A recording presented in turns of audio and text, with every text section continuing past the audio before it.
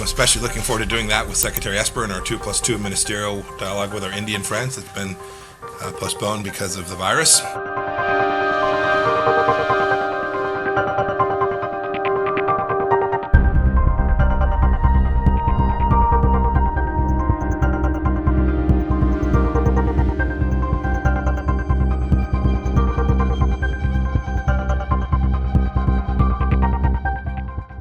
Just this week, the CCP issued a fact sheet that was, fact sheets in quotes, a fact sheet trying to divert attention away from its own horrific environmental record.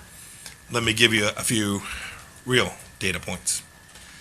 The PRC is the world's largest emitter of greenhouse gases, bar none, number one.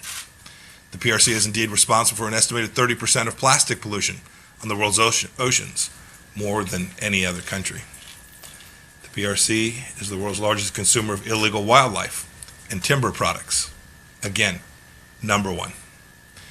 The PRC flagged our own vessels constantly fish illegally or overfish in waters under the jurisdiction of other coastal states, in particular in Africa, Asia, and in South America. We're pushing back on the Chinese Communist propaganda efforts here at home too. Today I'm announcing the State Department is designating the U.S. operations of 6 China-based media companies as foreign missions. They are all substantially owned or effectively controlled by a foreign government. We're not placing any restrictions on what these outlets can publish in the United States. We simply want to ensure that American people, consumers of information, can differentiate between news written by a free press and propaganda distributed by the Chinese Communist Party itself. They're not the same thing. Working to go out and meet with these people.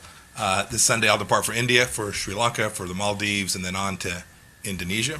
On every stop I will discuss a broad range of bilateral topics, but also work to find out with each of those countries the best ways that we can make sure that we cooperate to preserve a free and open Indo-Pacific. I'm especially looking forward to doing that with Secretary Esper in our 2+2 Ministerial Dialogue with our Indian friends. It's been postponed because of the virus. I'm glad we're going to be able to execute that in person here in just a few days. I'm sure that my meetings will also include discussions on how free nations can work together to thwart threats posed by the Chinese Communist Party. And on that front, good news, this Friday the EU High Representative Joseph Borrell and I will launch the U.S.-EU Dialogue on China. I'm confident that the discussion will deepen our long-term engagement with EU friends on this important issue. For instance, Europeans are concerned too about the environment, just as we are.